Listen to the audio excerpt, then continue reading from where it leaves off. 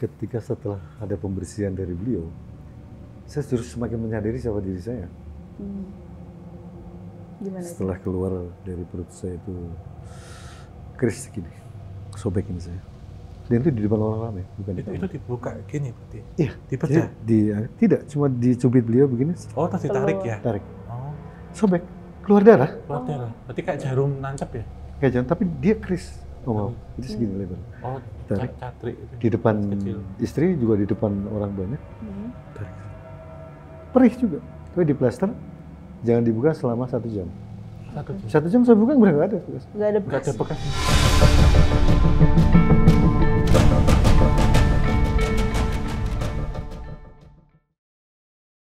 Jadi ada sosok jin yang memang suka sama saya, dan itu dia nggak suka apabila ada orang yang deket atau memang mau menjadi suami saya. Bagaimanapun caranya sebetulnya calon suami saya ini mau dirahpatini. Suami saya itu mau dirahpatini, tetapi dia masih bisa bertahan. Secara fisik dia bertahan, tetapi secara mental dia dirusak.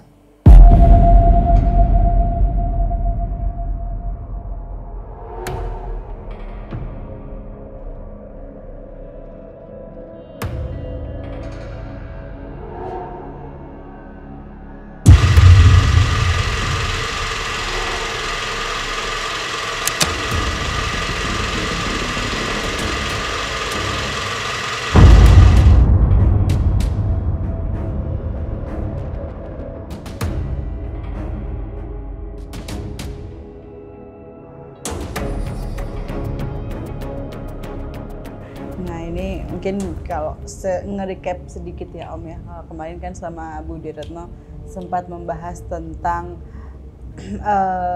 perjanjian leluhur yang ternyata sedikit banyak itu berpengaruh terhadap prosesi Budi Retno dalam mencari pasangan hidup dan bahkan setelah sudah menikah ya Pak. Gitu. Dan juga tentunya kita juga mau mengulik nih. Pak Bimo ini kan kayak bukan seolah-olah, tapi memang adalah laki-laki yang terpilih nih untuk mendampingi Budi Retno. Nah kita pengen juga ngulik Pak Bimo ini sebenarnya ada apa sih juga di belakangnya, gitu. Nah mungkin untuk awal-awal nih ya Pak ya, kita mau nanya, apakah ketika sebelum bersama Budi Retno Pak Bimo ini juga sudah termasuknya sensitif atau peka terhadap hal-hal yang tidak kasat mata seperti itu? Gitu. Jadi saya kenal istri saya sekarang itu tahun 87. Awal pertama karena dia adik kelas saya di kuliah di salah satu universitas di Sumatera Selatan. Sebelum itu saya sama sekali tidak mengenal dunia-dunia beginian. Karena saya dari kecil itu dididik logik. 1 tambah 1 2, 2 tambah 2 4, 2 kali 2 4. Gaib itu sesuatu yang tidak perlu untuk dibahas. Begitu ajaran dari Bapak, karena Bapak orangnya logis banget. Beliau orang eksak, sehingga saya bisa memaklumi itu.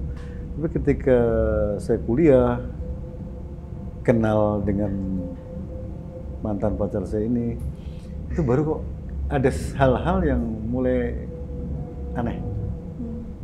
Tapi waktu saya nggak tanggap apa-apa, saya cuek lah, paling nggak saya gape lah kalau yang dia bilang, tidak terlalu saya ambil hati. Gitu. Itu awalnya itu. Kenal dia juga dulu nggak langsung pacaran sih. Oke. Kalau nggak salah ingat juga Budi Retno menyebutkan kalau sebenarnya ibunya Budi Retno yang menyebutkan sosok Pak Bimo ini kan. Iya betul. Gitu. Nah apakah sebelumnya mungkin sudah pernah bertemu atau gimana tuh Pak? Ya ceritanya begini, waktu saya pertama kali main ke tempatnya istri, itu kan di komplek perumahan. Saya datang, kebetulan di depan itu ada ibu-ibu agak sepuh gitu, agak tua. Saya nggak tahu kalau itu ibunya dia, saya pikir neneknya. Betul. Saya cuma bilang, Nek, ada Ita. Ibu melihat saya tuh senyum, tapi senyumnya tuh aneh gitu. Beda. Seperti beliau melihat sesuatu. Oh, temennya Ita, iya. Ada. Dia masuk, manggil.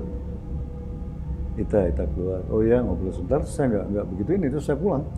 Nggak. Ternyata di belakang saya, katanya istri, sering nanyain saya. Oh. Saya nggak ngerti ada apa. Sampai endingnya, ya itu ya. Setelah kita pacaran, baru ibu memberikan sinyal-sinyal tegas tentang apa namanya, katakan istilahnya laki-laki yang bisa mendampingi dia, laki-laki yang terpilih, begitu kan? Kalau saya mau bilang saya laki-laki rodo apes ini. Ya, kalau tiba-tiba, ada pembicaraan serius tentang persyaratan ini. Dulu, teman-teman sering bilang, tanya, kamu gak nyesel menikah dengan perempuan begitu? Kapan kamu nanyanya? Dulu atau sekarang? Sekarang? Enggak. Karena banyak hikmah yang saya dapat. Dan saya tanya pun, bisa membunuh saya? Enggak. Gagal. Itu pertanyaan sekarang. Kalau kamu tanya, seandainya kamu tahu dia dulu sebelum menikah dia bolan, kamu nggak nikah sama dia? Enggak. Saya akan cari perempuan lain yang tidak perlu harus saya korbankan hidup saya. Tapi sekarang dia udah jadi takdir saya. Apa mungkin saya melawan takdirnya Allah? Enggak. Saya terima, saya ikhlas. Dan banyak hikmahnya saya dapat. Sangat amat banyak. Dan saya berterima kasih menjalani ini. Pahit, yes. Tapi hikmahnya sampai sekarang saya nggak merasakan pahit itu apa sih, manis apa, bahagia itu apa sih Bang Mo? Sedih apa sih? Nggak tahu saya. Itu sekilas. Terlalu jauh ya saya ngomongnya ya? Enggak, ini menarik. Aku sampai terbuka. Iya. Terlalu jauh saya. Temanya hari ini adalah horror romance ya Om. Tapi kan sweet tapi juga jadi cerita horornya di balik ini. Jadi kalau Om Hao, apa namanya, sebagai laki-laki Om, kalau di posisinya Pak Bimo dulu gimana? Ya takdir Mbak. Kalau istri itu pendamping itu takdir loh. Kita kadang kita bilang belum tentu apa yang kita mau, tapi yang kita butuhkan. Betul. Gitu. Nggak bisa. Kalau pacar mungkin kita bisa milih ya. Terus nggak cocok tinggalin gitu. Nggak bisa. Kalau untuk ini kita sudah masuk situ dan memang ada misi visi dan kita ibarat kata melengkapi itu. Karena terus memang jodoh itu cerminan, tetapi jodoh juga kebalikan. Karena apa yang kurang dari kita itu bisa dilengkapi dan sebaliknya, gitu. Jadi untuk memecah itu, gitu. Kalau benar-benar jodoh, gitu. Karena kan ada suratannya. Tanpa kita minta juga udah dikasih datang. Oke. Gitu. Jadi jangan sering tanya-tanya jodoh, nikah kapan? Memang zonanya itu. Kita ketemu dengan siapa? Berkata mau 1000 kali sehari mau pisah nggak bisa akan rengket lagi gitu karena memang magnet dan sepasang sepatu gitu. Akan berjalan bersama walaupun yang satu sudah robek tapi yang satu bagaimana menutupi itu gitu nggak bisa. Sangat tepat. Boleh saya tambahkan sedikit? Saya lupa tadi pertama kali kenal dengan beliau, dia ratu kampus, bintang kampus, pelajar teladan, nggak ada cowok yang nggak suka sama dia, bener. Primadona ya. Cuma saya nggak cuek. Saya dari kecil cuek. Terus saya teman-teman saya bilang, kenal kita nggak. Ayo kita lihat di kantin masih ketemu. Saya di kantin, dia masuk sama temennya. Cakep kan? Saya lihat. Biasa aja sih manis tinggi. Oh gayamu, teman-teman bilang begitu tuh. Udah saya tinggal. Begitu saya mau pulang, saya ketemu kakak kelas. Dia panggil saya, Bim, kenal Ita nggak? Nggak. Mau saya kenalin? Boleh. Ternyata dia di dalam mobil sama kakak kelas perempuan itu. Begitu dia turun, salaman. Dia sebut Ita, saya sebut Imu. Begitu salaman, betul kata Om Ho tadi. Salaman, di sini tuh ada yang bisikin, ini istri lo. Tapi hanya sesaat. Ini istrimu.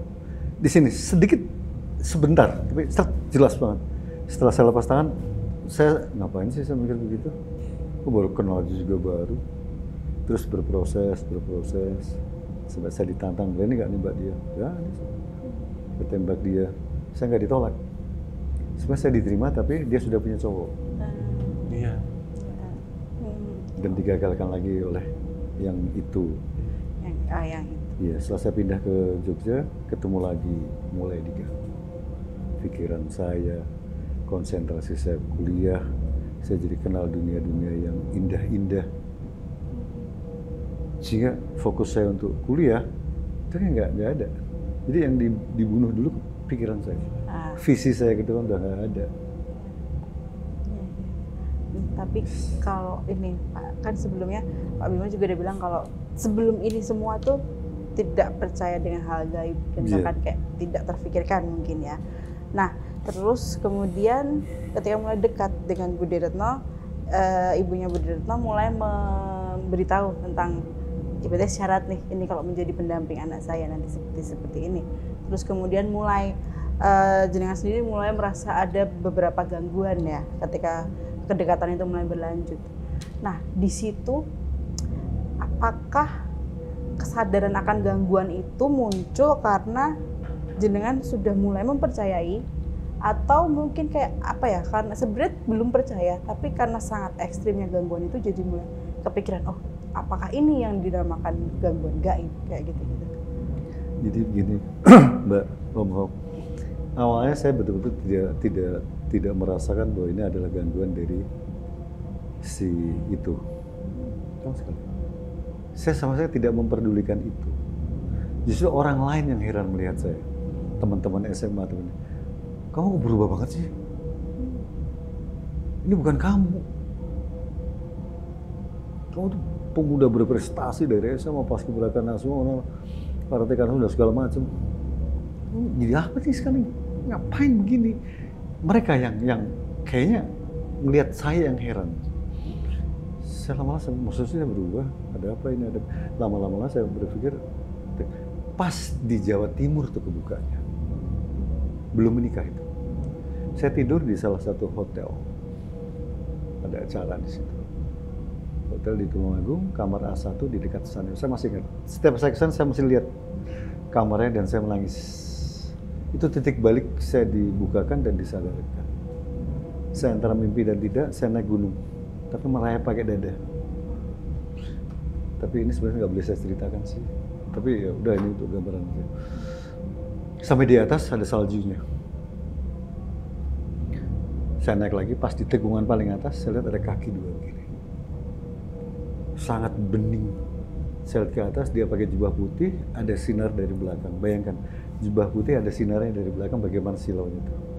Saya lihat ke atas, terus wajahnya seperti lampu. Saya tidak bisa melihat, tapi mata saya juga tidak sakit. Siapa ini? Siapa ini? Tiba-tiba saya berlutut, betul-betul berlutut, lutut saya di es. Kan di atas salju itu. Ya. Di es, dan tiba-tiba tangan saya tuh meluk pas lutut orang tersebut. Dan yang keluar dari mulut saya nggak tahu siapa yang menyuruh saya mengatakan demikian. Saya mengatakan pakai bahasa Jawa, bahasa Indonesia, ya Rasulullah tolong saya. Ya Rasulullah selamatkan saya. Saya bangun tuh masih begini. Ada apa ini? Mulai bersinggungan dengan gaib itu pertama. Oh seperti ini. Oke, saya seperti stres di Tulungagung. Saya ke Jogja. Saya kan waktu itu kos di Pogung, Pogung Dalangan. Sampai di sini ketemu teman-teman. Mana aja? Ke Jawa Timur. Nanti malam ikut kemana? Di Panggang, Gunung Kidul, di tempatnya Mbah Benu. Masih hidup beliau. Apa? Mujahadah. Itu setelah sekitar tahun 91 atau 92. Mujahadah apaan sih? Saya kan belum mengenal begitu dulu. Wes pokoknya doa bersama. Oke. Malam ke sana. Sampai di sana orang 10 dimarahin. Pada ngapain ke sini? Katanya mujahadah. Masih bisa budu. Ini malam apa ini? Malam Kamis. Mujahadah malam Jumat. Udah tidur di sini semua. Akhirnya kita tidur di Panggang. Listrik belum masuk. Jalan Panggang itu masih makadam. Udah, kita tidur di situ. Di situlah pertama kali saya melihat jasad saya. Yes. Gitu. Karena capek kita tidur, orang 10. Gak lama saya tuh seperti di atas apa namanya, pian ini ya, di atas begitu. Saya ngeliat, kenapa saya tidur di situ? Kok saya tidur begitu? Aneh. Tapi di kepala saya dilingkari orang jumlahnya 9. Sebelah kiri 4, di sebelah kanan 4, di sini 1. Yang ini pakaiannya jubah putih-putih, ini putih-putih. Ini pakai udeng seperti pakaian Jawa itu. Dan saya lihat ketika beliau yang ini ngelus kepala saya, bilang, Beng, bangun subuh. Saya seperti kaget, saya masuk ke tubuh saya. Blek, begitu, bangun, pas adzan subuh. Saya sadar, dan saya betul-betul marah waktu itu. Belum masuk listrik, saya ngeliat tidak ada teman saya satupun di situ, dan saya ternyata tidur sendiri. pernah ngajarin saya dikerjain di situ. Akhirnya saya ngikutin suara azan, mana yang masjidnya. Saya ikutin sampai mereka tidur di masjid ternyata yang 9. Mereka mengatakan apa? Gimana mas? Nggak dimut-demit kamu. Saya masih ingat itu. Oh saya marah itu waktu itu. Tapi ternyata dari itu saya yang dapat hikmahnya lagi. Sampai beberapa tahun kemudian saya ketemu almarhum Mbah Yai Supoh Wonosobo yang dulu kata istri ngambil dari sini saya itu. Saya ceritakan, beliau mengatakan, siapa yang mengatakan itu mimpi? Maksudnya Pak, itu bukan mimpi.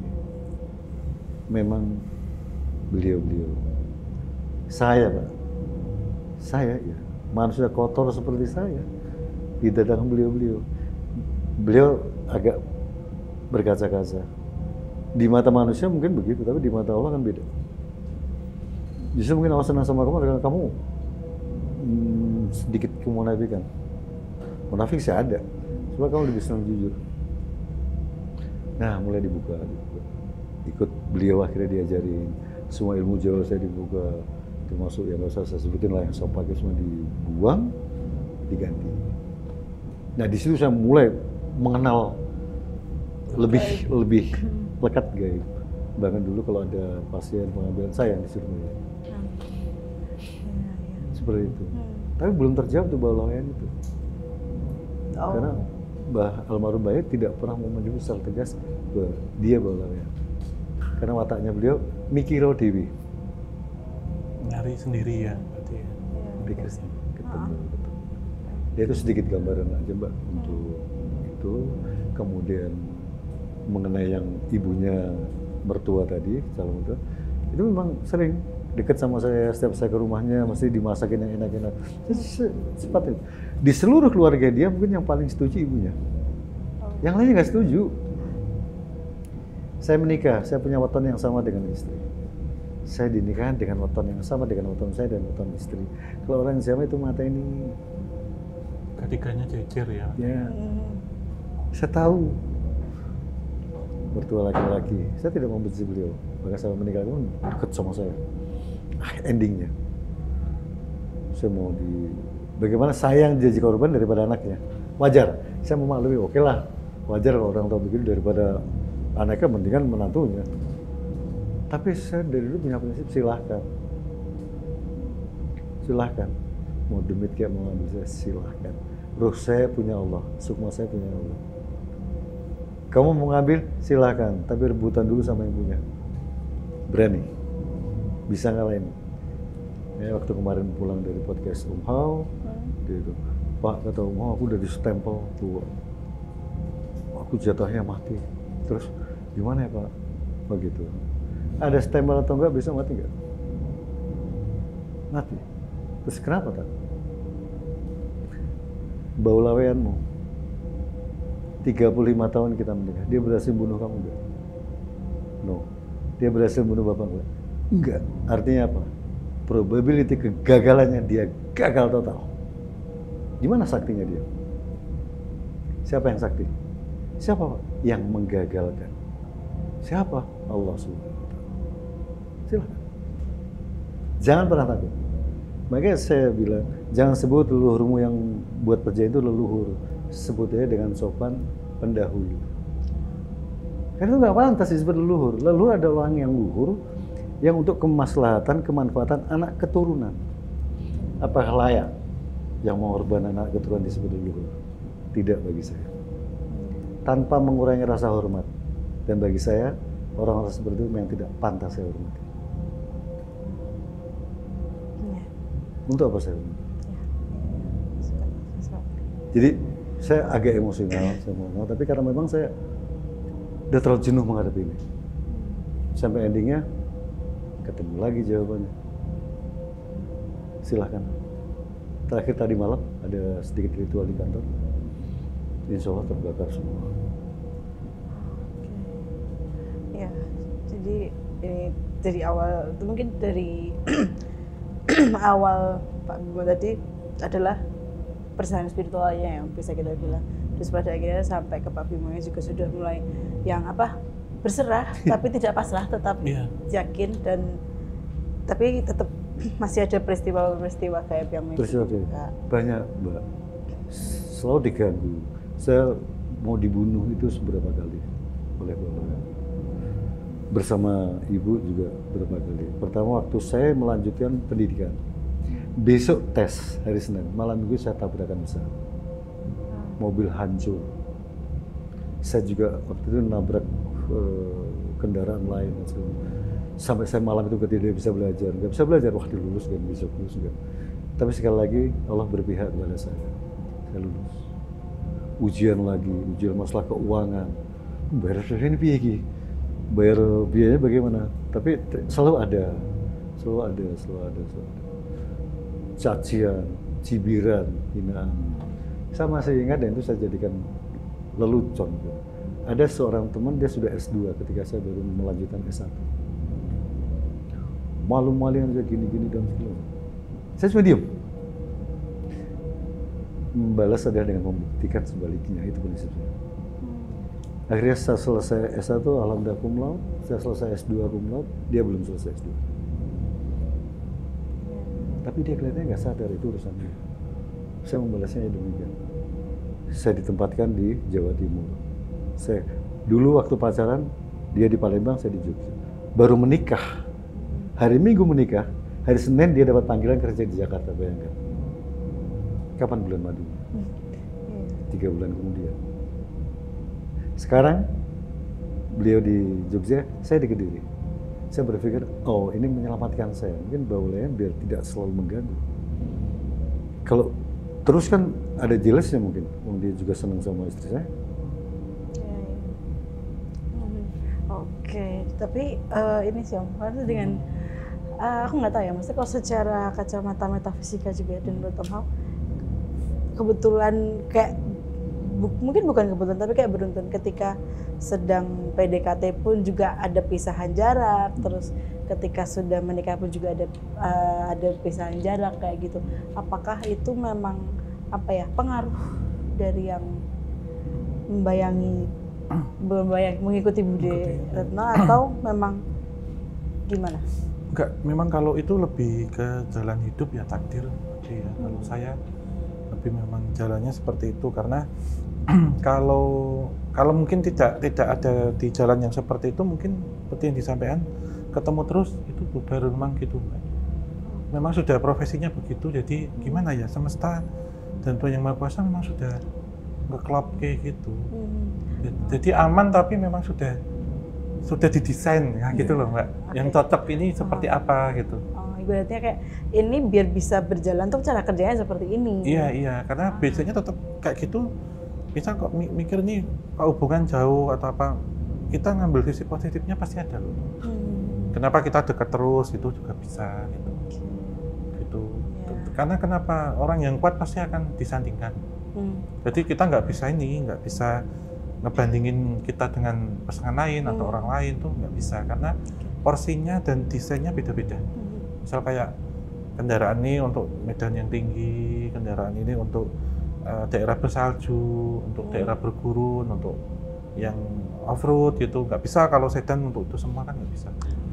Tapi kadang mindset kita semua sama, gitu nggak bisa. Tapi memang di sini ya jodoh itu Mbak, jodoh itu kalau udah jodoh, yang misalnya kecuali yang mempertemukan tuh nggak bisa. Iya, Budi Retno senyum-senyum di sana. Nah, untuk mungkin itu yang ini ya, yang primernya, sekundernya. Entitas yang mendampingi, karena kalau kita bilang yang mendampingi itu nggak semuanya negatif.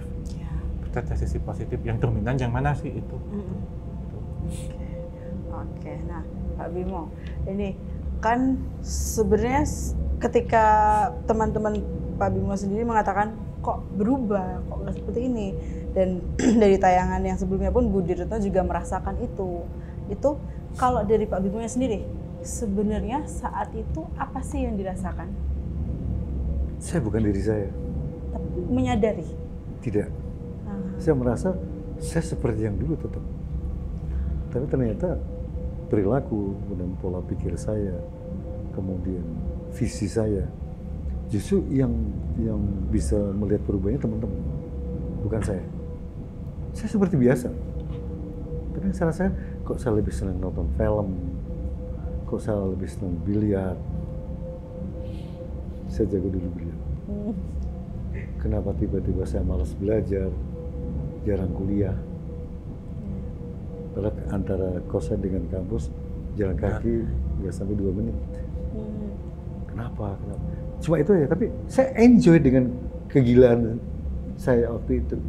Dan itu nggak saya sadar, gitu. Pikiran saya. Nah itu betul-betul. Tapi begitu hilang awalnya itu dari kenal almarhum Mbah Kiai Wonosobo.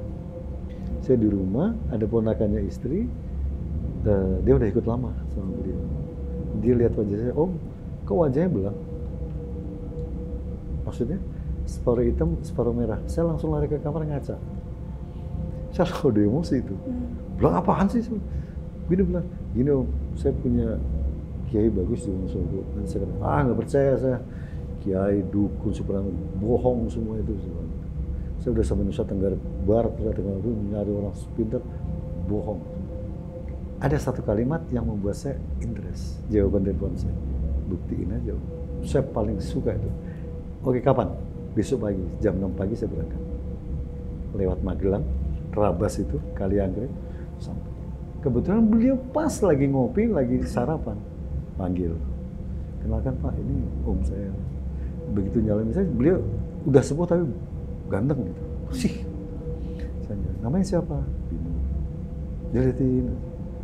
Saya sering ketemu orang-orang pintar, orang-orang sepuh, orang-orang yang katanya linguih gitu. Tapi baru sekali ini saya ketemu orang yang begitu ramah dengan senyumnya, tapi hati saya jadi sebesar kacang hijau. Siapa ini? Kerasa siapa ini? Oh, mari makan. Setelah makan ini ngerokokan. Guyon dia, aduh ganteng-ganteng kok dikotorin sendiri. Saya kaget. Maksudnya Pak, itu tahun 96. Itu yang dipakai di kepalanya. Beliau bisa sebutin semua tanpa saya sebutin. Beserta harganya, saya kan malu itu. Tuh. Terus bagaimana baiknya? Jawabannya saya suka. Monggo, itu hak jenengan. Kalau menurut jenengan, saya buang. Tolong dibuang. Saya nggak berani kalau nggak ikhlas sih, Mas Bimo. Saya ikhlas. Tolong dibuang. Masih saya di challenge. Itu harganya berapa itu? Jangan dari ini. Enggak, saya. Oke, puasa seminggu. Saya puasa seminggu. Dari minggu kesana lagi dimandiin, keluar semua. Kosong saya. Didiamkan seminggu, saya kesana lagi. Saya ganti ya. Siap. Diajarin puasa, kumkum di tempuran dan segala macam. Saya ikutin semua. Dan disitulah mulai ada perubahan. Saya menyadari ini itu karena istri juga saya bawa ke sana, anak saya bawa ke sana. Saya jadi tahu leluhurnya dia. Saya jadi tahu siapa saya. Oh seperti ini. Tapi beliau sudah almarhum dan pesannya beliau melanjutkan. Karena ketika beliau meninggal, seminggu kemudian saya ketemu beliau di dalam bis yang sangat bagus begitu. Saya ikut naik. Beliau berdiri, saya diajak turun. Pas di persimpangan jalan itu sama saya. Kamu di sini. Ini bis saya. Ini perjalanan saya. Nanti kamu ada perjalanan sendiri. Saya ditinggal di perempatan jalan tuh. Bisnya lurus. Sama saya. Sangat jelas tergambar. Tapi banyak pesan beliau yang masih saya khianati waktu itu karena saya masih muda waktu itu ya. Kemudian masih banyak. Tapi lama-lama setiap ke makamnya selalu dikatakan kembali. Dan selalu komunikasinya dengan dia. Karena yang bisa komunikasi dia. Bapak gini sampai ada beberapa kodam yang beliau ikut. Dan termasuk naganya. Pernah ikut. Saya nggak minta semua muridnya mencari itu, tapi kenapa ikut saya nggak tahu juga. Terpilih ya? Saya nggak tahu. Nah kalau ini berarti kan setelah ibaratnya diruat itu ya? Pembersihan. Pembersihan itu kalau ini Om, kalau dari secara metafisika dan juga secara fisik ya, maksudnya kan mungkin Pak Bimo saat itu kan sudah ibaratnya banyak atributnya nih. Terus ketika dilepas gitu secara menyeluruh itu kalau ke badan sebenarnya ya apa sih dampaknya dan bisa sampai ngerasa ke fisik nggak? Oh iya, pasti. Dan random ya, biasanya kita nggak tahu itu isinya apa. Kadang yang bahaya kalau diisi yang kita nggak tahu. Diinstal, tapi kan kalau kebanyakan aplikasi juga lemot ya. Tapi ya, misalkan gitu. Di sini mungkin lebih suges ke pikiran. Suges ke pikiran itu paling utama. Kemudian lebih condong ketariknya ke spiritual positif atau negatif. Berat di badan gitu. Aura kelihatannya. Terkadang di beberapa sisi hoki kita ketutup ya, rezeki nutup, entah karir atau apa itu.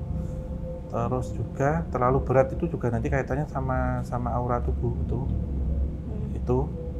Terus yang paling ditakutkan biasanya kalau nanti meninggal atau sakit susah untuk dilepas. Ya. Cekelan lah kalau orang Jawa bilang itu. Karena jadi penyakit nanti jadi secara metafisik, dan secara fisik biasanya bisa menyebabkan beberapa gangguan-gangguan saraf biasanya. Gitu. Bukan stroke tetapi saraf-saraf untuk misalkan motorik. Gitu, berat ya, misal badan dalam artian untuk gerak susah, bukan gemuk bukan gitu, tetapi hal-hal yang dilakukan gitu, berpikir lambat itu secara medis bisa. Karena itu misalkan tuh bendanya benda asing, misalkan dia bentuk logam atau apa dan termanifest ke benda logam ada di dalam tubuh ya bisa infeksi. Kadang ini yang disalahartikan kena santet, nah gitu. Tapi harus kita kembalikan dulu track recordnya, apakah kita pernah bersinggungan dengan itu gitu. Karena kadang kita nggak tahu loh Mbak, misal Pak gitu, Pak D gitu, kita ketemu dengan siapa, diisi, kita nggak tahu suruh minum air toh atau ditepuk-tepuk gini atau apa, kalau nggak serak di hati atau apa itu, ya itu diinstal apa kita nggak tahu. Oh, ya ditek gitu ya, sebenarnya udah bisa masuk gitu, ya. Iya. Oke. Tapi kayak Pak Bimo ini cukup kuat ya secara apa ya? Memang sudah ada landasannya itu, gitu. Ya, secara tidak disadari, iya. Betul. Oke, nah ini Pak Bimo, aku penasaran deh dengan segala hal yang meliputi Budi Retno dan juga Pak Bimo sendiri ya. Nah, ketika sudah menikah, entah itu sebelum tadi diruat itu tadi, sama setelahnya, apakah mulai banyak gangguan-gangguan mistis, terutama ketika di rumah? Ketika setelah ada pembersihan dari beliau, saya justru semakin menyadari siapa diri saya. Gimana? Setelah keluar dari perut saya itu keris gini, sobek ini saya. Dan itu di depan orang ramai, bukan itu dibuka gini berarti? Iya, dibedah? Tidak, cuma dicubit beliau begini. Oh, terus ditarik ya? Tarik. Oh. Sobek, keluar darah. Keluar darah, berarti kayak jarum nancap ya? Kayak jarum, tapi dia keris. Itu segini lebar. Oh, tarik. Catrik. Di depan kecil. Istri juga di depan orang banyak. Tarik.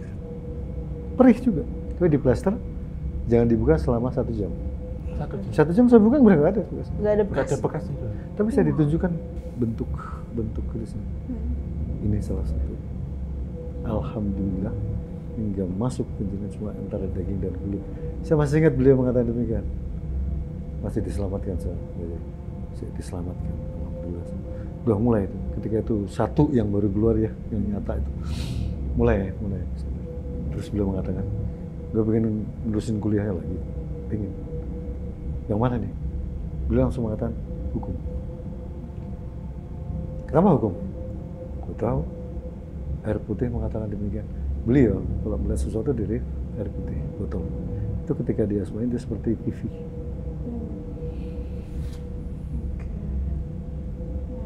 Dia, baik, saya langsung daftar. Hari Senin ujian, malam itu yang saya ceritakan tadi, saya tabrakan besar. Saya nggak bisa belajar, saya nggak bisa ngurusin yang saya tabrak, mempertanggungjawabkan dan ganti rugi dan segala macam, walaupun saya yang rugi sebetulnya. Besok pagi, udah nekat aja. Modal bahasa Inggris, matematika saya juga masih ingat lah dikit-dikit. Begitu mau lulus. Oh berarti Allah ridho ya sudah. 2,5 tahun S1 selesai alhamdulillah. Ya dengan nilai bagus tadi, kemudian lanjut S2-nya. Saya nggak berminat, saya kerja di mana nih, udah umur 30-an nih, jadi PNS gini-gini. Tapi saya punya keyakinan pasti Tuhan yang mengarahkan saya. Ternyata S2-nya justru mengarah ke profesi. Saya mengajukan SK, sama SK-nya turun dari pusat, saya ditempatkan di Jawa Timur. Itu pun karena perintah Mbah Yai. Waktu di kementerian, di mana ini Pak? Saya sebutkan 20 kota kabupaten.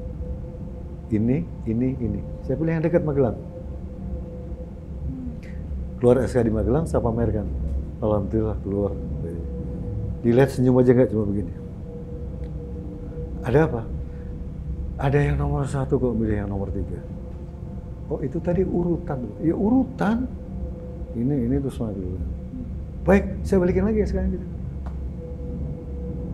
Mau lebaran, 2 minggu sebelum lebaran keluar lagi.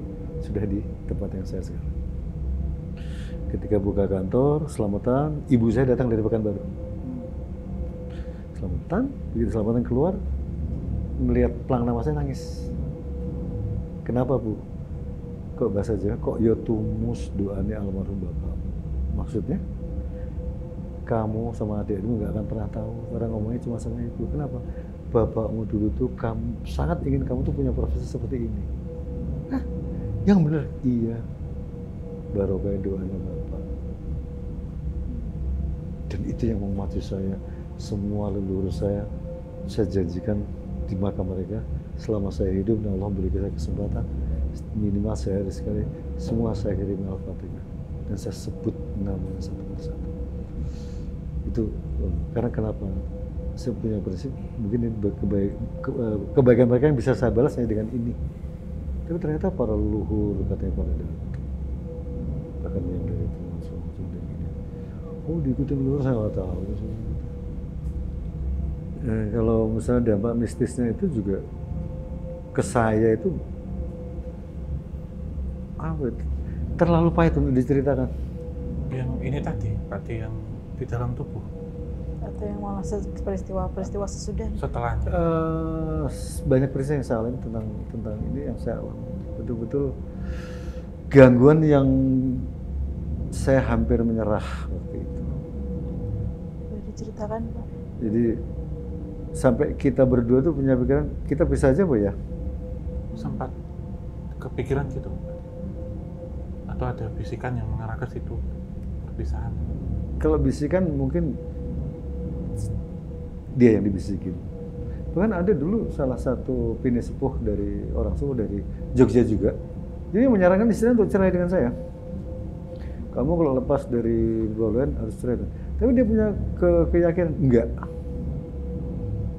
Nggak mungkin Allah nggak bantu kalau saya dengan suami saya menghadapi dalam. Dan Allah kabulkan. Alhamdulillah tidak mengenai anak saya, Feby. Dia ingin mengambil anak saya boleh, Mas, saya bisa lihat. Tapi saya tanya ke istri, kenapa kok dia nggak bisa ngambil Feby? Karena ada darah bapak di dalam Feby. Ada darah saya. Sudah campur ya? Iya. Saya bilang, silakan ganggu saya, silakan ganggu istri saya, nanti urusanmu dengan Allah. Tapi kalau kamu siapapun namamu, saya tidak takut dengan kamu, boleh atau setan atau ifrit sekalipun. Kalau kamu sangat mengganggu Feby, saya meneraka, saya kejar kamu. Bagaimana caranya? Jangan ganggu keturunan saya. Karena pengalaman ini saking terlalu pahitnya, sampai di makam almarhum kakek saya pribadi dari bapak saya. Kebetulan beliau orang kaya raya di peninggalan sangat banyak. Saya sempat di depan makamnya saya mengatakan, Mbah, apakah Mbah dulu pakai pesugihan? Mungkin kurang ajar pertanyaan saya. Kalau Mbah pakai pesugihan, saya putuskan nasab sekarang dan saya tidak doakan jenengan selamanya. Di atas makam. Malamnya jawab, ternyata beliau orang Torekot. Saya menyesal. Tapi saya minta maaf. Saya bilang, kamu nggak salah. Pertanyaanmu logis. Jenazah saya tepati, saya prakteknya sendiri. Dalam mistis. Tapi gangguan-gangguan mistis itu justru memicu saya untuk lebih menyadari siapa diri saya. Gangguan daripada, maaf ya, Baulawian tadi ingin mencelakakan saya kan Om. Iya benar. Ini ya Pak Tim, menjauhkan secara kasar. Menjauhkan, dia salah. Saya beri tantang dia karena Allah. Dia salah dapat musuh. Dia mau membakar saya lilin. Bukan habis tapi saya hidup. Tapi kalau selama ini Pak Bimo sendiri sudah pernah berhadapan atau melihat sosoknya sendiri? Ditampakin langsung gitu atau lewat mimpi, Pak? Mimpi. Mimpi? Iya. Ya, Gambarannya. sama dengan gambaran istri. Jadi wujudnya seperti orang yang erat begitu. Iya, iya. Cakep. Ganteng. Saya selalu mengatakan, ya kamu bisa menyerupai siapa saja. Coba lihatkan wujud asli. Nggak berani. Oh, berarti yang pas asli belum pernah lihat yang tanpa. Saya berharap dia tidak mau. Oke. Karena pasti jelek. Udah lama dia marah, saya nggak takut. Iya. Silakan. Karena sudah, saya mengatakan demikian bukan sok natana tidak. Saya mengatakan ini karena Allah. Saya nggak punya apa-apa. Artinya saya menjadi tenang sekarang, saya menjadi bahagia, saya bisa lebih enjoy dengan istri yang mungkin dulu nggak bisa. Saya nggak ngerti juga kenapa. Tiba-tiba saya melihat dia, iya dulu ini perempuan yang saya pilih, saya sayangi ya. Terus kenapa kok bisa jadi begini kalau selalu ada miss? Ah, enggak lah, ini punya anak saya. Ya udah ini satu. Akhirnya timbul kesadaran itu. Oke, walaupun kita jauh, oke, kita saling trust ya. Cinta itu adalah trust. Oke, ada. Godaan saya di Jawa Timur banyak, dia juga banyak. Kita saling percaya. Oke, ini koridornya, kita jalanin. Meskipun godaan tetap ada ya. Tetap ada.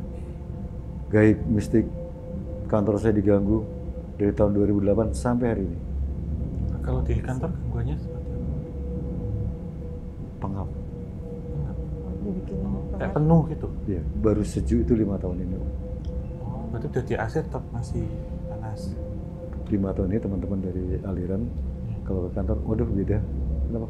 Asik sekarang nih.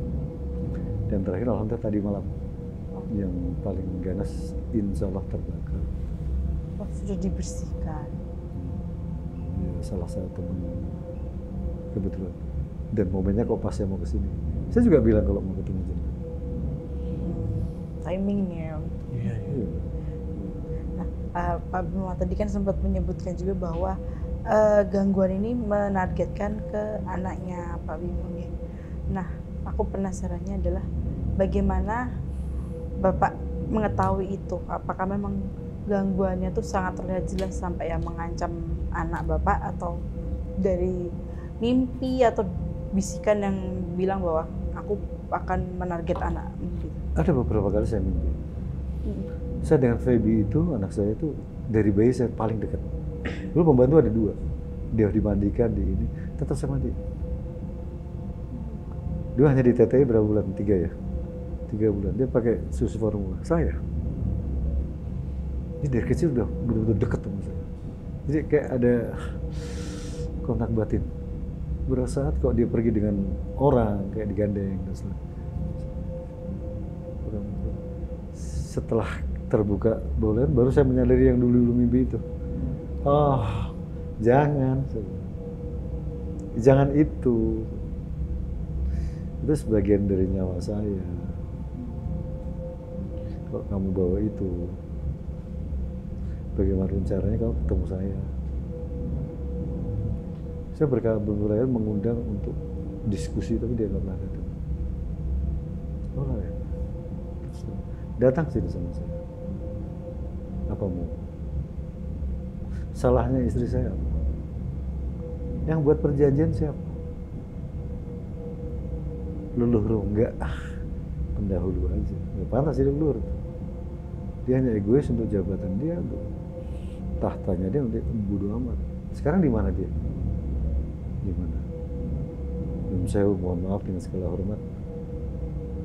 Ini sebagai bangkai yang sudah tinggal turun kan?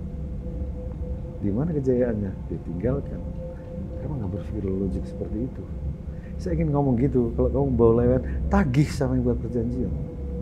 Istri saya salah apa? Dia nggak ngerti ada perjanjian. Dia juga nggak minta dilahirkan. Terus kenapa kamu ganggu? Loh, kenapa kok kamu belain? Karena secara hukum dia istri saya. Maksudnya saya belain istrinya orang? Kan nggak mungkin. Nah, Pak Bimo, sebelum kita melanjutkan cerita nih, ya Om ya, juga mungkin teman-teman yang belum sempat nonton episode bersama Budi Retno mungkin perlu diingatkan atau di-spill dulu ya Iya, tentang mungkin nanti perjanjian ini. perlu cantumkan linknya. Boleh, atau mungkin Pak Bimo juga bisa merecapkan, merangkumkan. Jadi perjanjian pendahulunya itu seperti apa? Perjanjian itu untuk mempertahankan suatu kedudukan, kejayaan, dunia wilayah, tahta, harta, dan segala macam. Sehingga yang dia korbankan itu dulu kalau nggak salah itu ada kaitannya dengan penaklukan, tidak mau saya sebut, penaklukan Trunojoyo. Beliau tidak akan pernah menang melawan Trunojoyo. Akhirnya di samping dibantu oleh VOC, dibantulah oleh yang tidak terlihat. Tapi yang dia korbankan, setiap satu generasi silahkan ambil keturunan saya. Nah, kalau dikata, terus apa yang harus saya lakukan? Apa yang sudah saya lakukan untuk mengantisipasi itu semua? Jujur aja saya, pertama itu saya, banyak sekali para penismus yang saya mintain tolong. Gimana ngeblokin ini? Gimana ngeblokin ini? Tapi rata-rata ketika saya katakan boleh, mereka pada mundur. Bahkan ada salah satu di Jawa Timur mengatakan, Bang Lawian, ya saya nggak berani komentar. Ada yang mengatakan demikian. Orang sepuh itu. Lama-lama akhirnya saya ingat pesannya almarhum Mbah Yono. Oh gini, oke. Saya kembalikan ke diri saya sendiri. Oke, saya lawan dengan keyakinan. Keyakinan yang seperti awal saya ceritakan tadi. Saya dengan kamu itu nggak ada bedanya.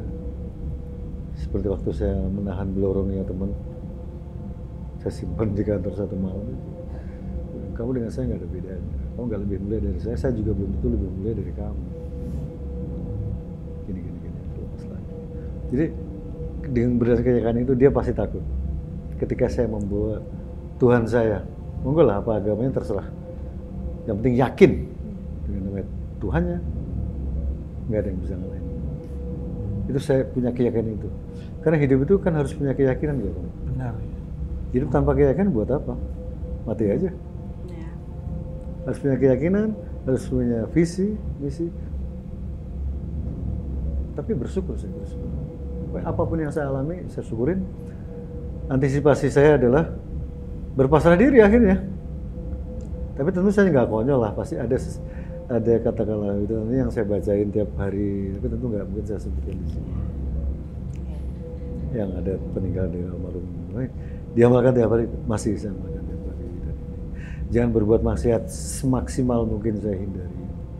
Karena pantangan terbesar saya adalah maksiat, terutama lawan jenis. Dan itu godaan saya paling besar. Tapi alhamdulillah saya bersyukur, saya tidak pernah berbohong dengan istri saya. Jadi kalau ada isu apapun, dia lebih percaya saya. Itu yang memang saya bangun. Ini pasti celah-celah dia untuk buat kita rame nih gitu. Saya blok dulu dengan cara saya.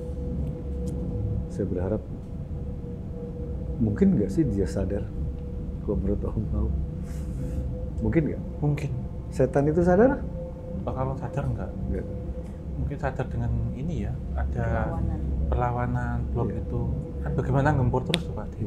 Tapi ada di hati saya tuh yang membisikkan begini. Kamu kan termasuk dari golongan ifrit. Jin. Oke. Kita makhluk kan. Namanya makhluk tuh gak ada gunanya. Pasti bisa hancur, bisa mati kan. Bedanya kalau bangsa lembut, itu umurnya ratusan tahun, ribuan tahun. Cuma itu aja bedanya. Nggak ada sakti-saktinya. Apa dia tidak mati? Kalau takdirnya dia besok mati, kan Tuhan berpihak ke saya juga. Mungkin nggak dia besok mati? Mungkin kalau Allah berkehendak. Inna ma'amridah rabisyana ya Allah. Kalau dia masih hidup, dia godain saya. Ya saya sembunyi di balik jubahnya Allah. Tolong. Karena saya punya keyakinan itu, ainul yakin, betul saya yakin nih. Di kalangan teman-teman saya dianggap orang tidak normal, Om Mau. Saya mengatakan, kau pernah nggak minta dikasih uang yang banyak sih? Enggak. Kau pernah nggak minta umur panjang ini? Enggak. Lu kantormu ramai begini-begini. Kamu kerjanya apa? Saya nggak kerja. Oh gila lu punya kantor gini nggak kerja, karyawan begini-gini. Emang nggak ada pemasukan? Banyak. Kau bilang nggak kerja? Bohong lu.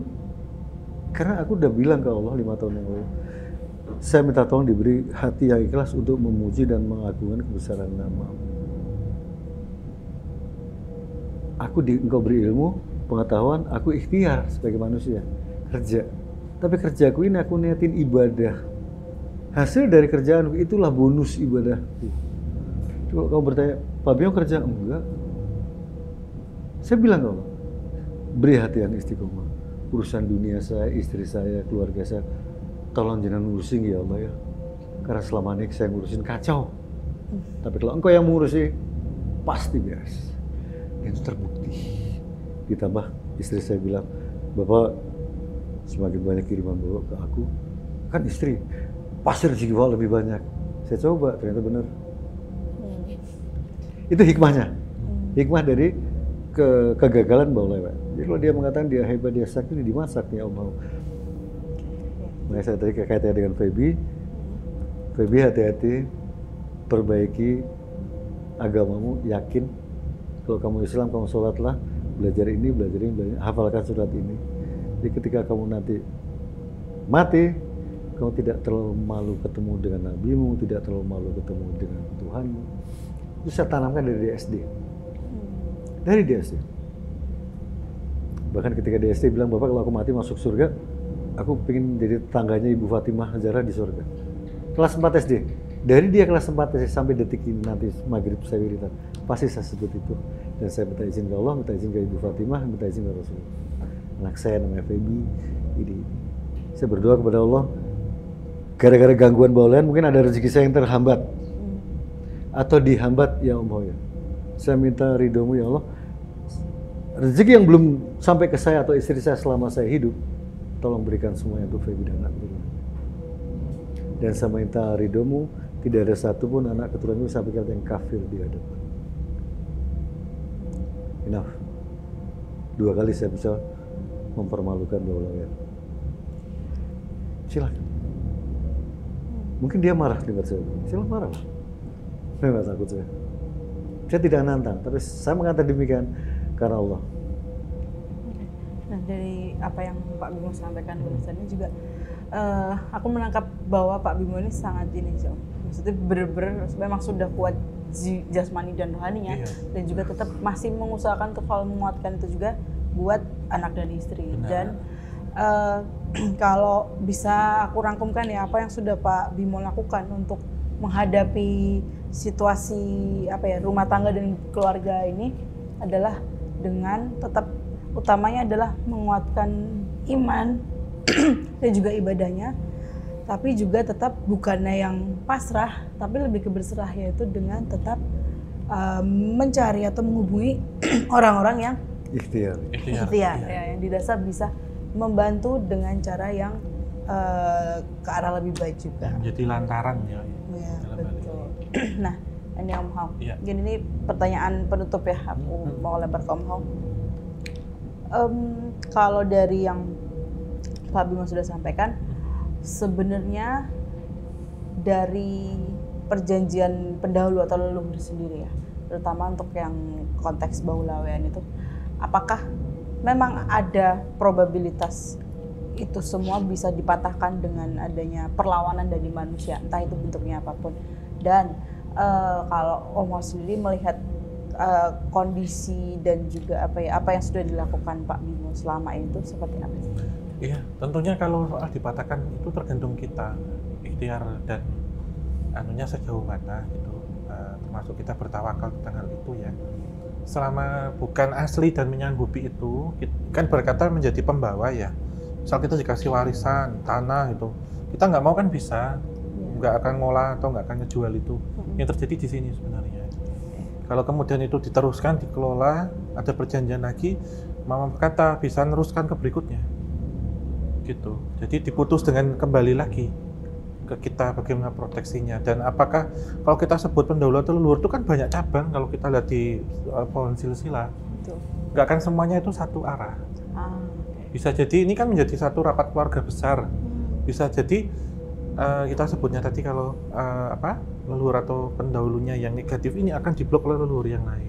Itu bisa. Ya. Gitu. Ada banyak leluhur di situ ya. Iya. Ini yang pertama. Yang kedua memang tentu sudah ada garis suratan di sini itu yang nggak bisa dipatahkan dan tidak bisa dilawan. Dan sebenarnya begini, kalau kita dipertemukan itu menjadi jodoh, itu tentunya masih ada kaitannya dengan kekerabatan masa lampau. Mungkin kayak Mbak Noven misal besok ketemu sama suaminya, calon suaminya, mungkin ribuan tahun yang lalu udah ketemu, tapi lewat leluhur. Kayak saya pun sama, ternyata berasal dari tanah yang sama, nggak usah nyari jauh-jauh, ternyata tetangga sendiri. Ego, walaupun jauh ya maksudnya gitu. Gitu kalau kita ngomong tentang yang dimaksud jodoh gitu. Dan paket, jadi ada negatif, ada positif itu akan ketemu. Kutub kalau positif semua nggak akan nyambung, kan? Kan tolak-tolak ini kayak magnet kan gitu. Gitu. Jadi sebenarnya sudah saya sebutkan bahwa Budi Retno sendiri penawarnya itu adalah Mbak Devi Montu. Kalau mungkin dengan mantannya atau yang dulu nggak bisa, karena nggak ada terah garis di situ. Mungkin tidak akan sekuat itu juga untuk menghalau cobaan-cobaan. Ibarat kata kopi yang pahit, penawarnya adalah gula yang manis.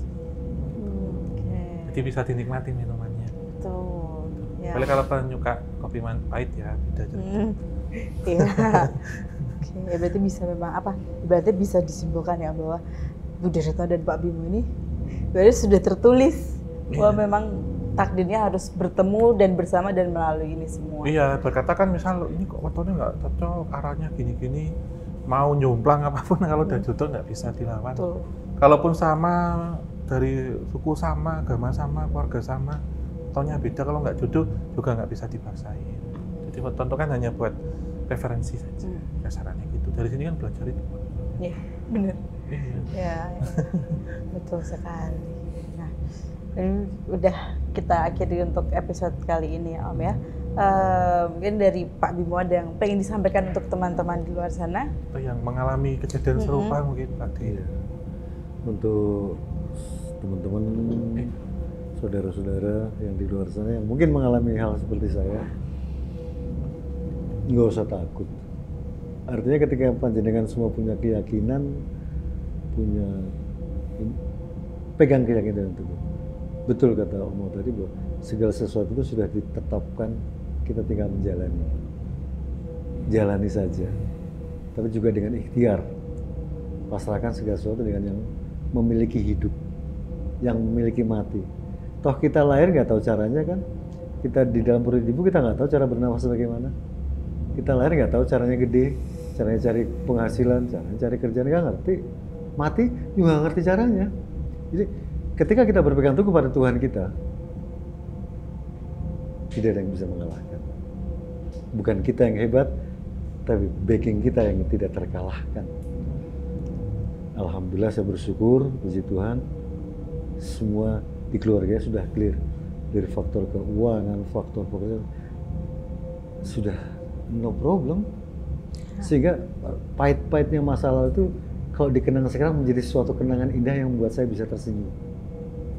Dan saya kadang-kadang menjadikan sebagai semacam guyonan. Oh alhamdulillah mangan sepiring wong luru, saya gitu turah-turah, ngundang wong. Bahasa Jawanya begitu. Tapi dengan kesadaran, oh iya mensyukuri nikmat. Banyak hal yang bisa kita petik dari itu. Jadi tidak banyak kok yang mengalami seperti ini. Dan saya doakan mudah-mudahan teman-teman sedikitlah yang mengalami seperti saya, biar bisa hidup normal gitu ya. Amin. Kalau saya memang udah takdirnya nih, jadi tidak ada penyesalan, tidak ada yang perlu saya sesali, tidak. Semua saya syukurin. Kenapa? Endingnya saya yang beruntung. Dengan semua ini saya menganggap bahwa Tuhan saya sayang dengan saya, sayang dengan istri saya. Saya walaupun satu masih dikasih keturunan, itu sudah saya syukurin. Alhamdulillah. Taat, jangan pernah menganggap bangsa jin setan adalah sakti, jangan pernah dipuja. Dia ingin dipuja, semakin dipuja dia kuat. Tapi ketika dicuekin, dia gak ada apa-apanya. Dia caper aja tuh. Itu aja, itu saya juga tahunya dulu dari podcast Om Hao. Ketika kita terlalu, dia hanya ingin diketahui eksistensinya. Tapi ketika dia diyakinin, dia jadi kuat. No, kita lebih kuat. Kita memegang amanah dari Ilahi, bukan dia. Betul. Jadi mudah-mudahan kita semua diselamatkan, yang ada di sini juga mendapat keberkahan. dan tidak mengalami lagi ke depan hal-hal yang memberatkan, kecuali itu sebagai ujian untuk meningkatkan kelas kita di hadapan beliau. Amin. Itu saja. Terima kasih dari saya. Monggo. Oke, terima kasih Pak Bimo sudah meluangkan Terima kasih. waktunya dan pesannya ini juga sangat Mendalam. mendalam. Terima Dan- kasih. Juga mungkin pesan-pesan untuk yang mau membina rumah tangga ini. Ya, Om monggo. Dan saya belum. Ya kan yang mau kan. Ya, yang mau. mau. Anda dan Anda. Iya. Ini kan sudah, ini belum. Juga pesan-pesannya seperti itu. Lalu ibadah bersama, Oh. saling melengkapi dan mencari kesempurnaan, tapi lengkapilah kekurangan. Gitu. Amin. Yang bisa kita petikan itu dari yang Betul, muda-muda. Kan yang betul. senior-senior, Pak, ini. Betul sekali. Iya, ada yang sumbring kamu.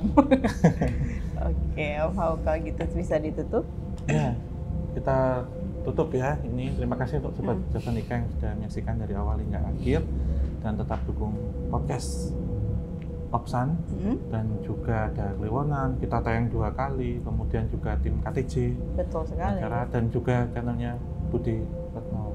Kita pernah collab, nanti bisa diulang lagi nonton. Bisa collab lagi juga. Kita membahas tentang Baulawian di sana, sejarahnya seperti apa gitu.